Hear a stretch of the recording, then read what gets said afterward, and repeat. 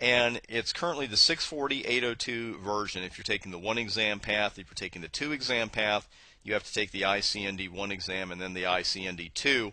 And if you're wondering which path to take, I do have another video here on YouTube and on the website that'll help you make that decision.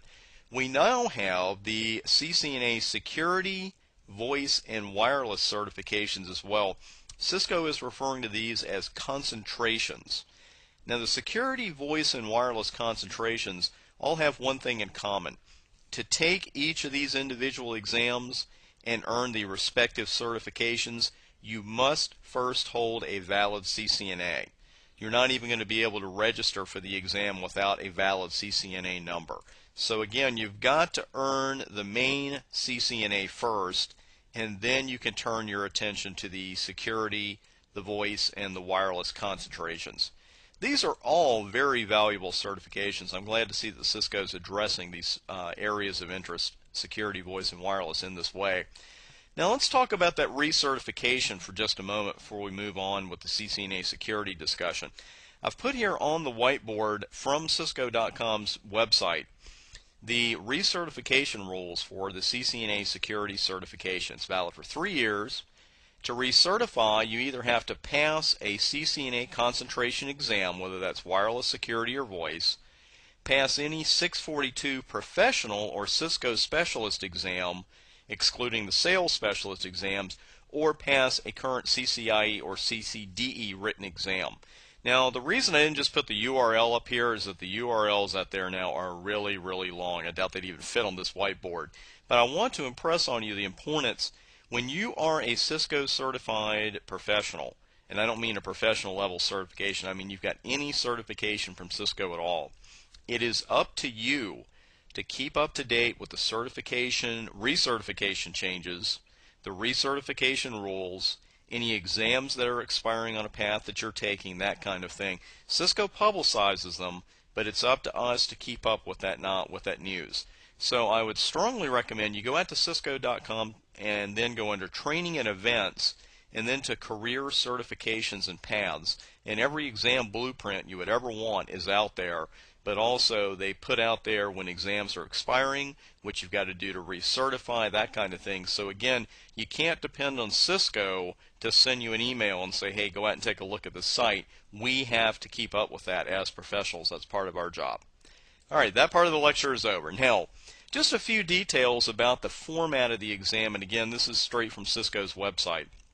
You're looking at a 90-minute time limit as of the making of this video, and you're looking at 55 to 65 questions, and they list the question formats there, and frankly, they're the usual. You could have simulation questions, you're going to have drop and drag, you're going to have radio button, you're going to have multiple choice, all the question types that we're really used to seeing on certification exams. Also, there is a tutorial out there and an example of each question type at the Cisco Training and Certification site. So I suggest you go out there, just take a look around their tutorial, just so you're better prepared for the different question types. There's one thing I want to mention here that's a little bit different from some other exams that you may have taken from Cisco, is that this time you're going to have to know something about a GUI. It's called Security Device Manager. And you're used to working from the command line, and if you're like me, you're actually attracted to Cisco because we like working at the command line. But SDM is a very powerful and becoming a very popular GUI.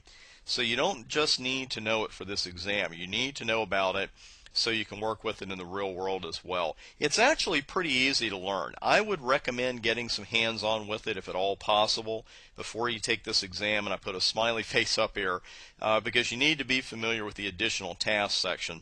My study guides and videos for this course have plenty of SDM coverage, and you can find some on the web as well on Cisco's site as far as actual documentation with SDM.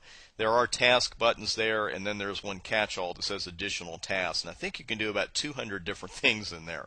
But you want to be careful about that. If you can get some hands-on with SDM before this exam, I think that's a great idea.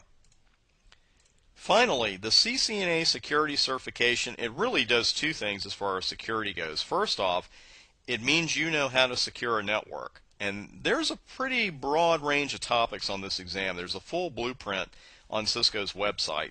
But it also helps you to secure your current job as well as make you even more marketable. And that's always important, but it's particularly important today. I would strongly recommend that you add this and the voice and the wireless certifications to your resume. Because really, being a network admin today, it's not just a luxury to know about network security or a little bit of voice or a little bit of wireless. We really have to know it, because in today's networks, these three, I mean, we got to work with them almost every day in many networks, and they're just becoming more and more popular, especially with voice and wireless. Security, as we already know, is about as popular as it's ever going to get. So I would strongly recommend you look at all three of these certifications, but especially the CCNA security certification. Hope you've enjoyed this look at this relatively new certification. I've got plenty of resources for this particular exam out on the website, plenty of fully illustrated tutorials. I'm Chris Bryant, CCIE number 12933, and I'll see you at the website.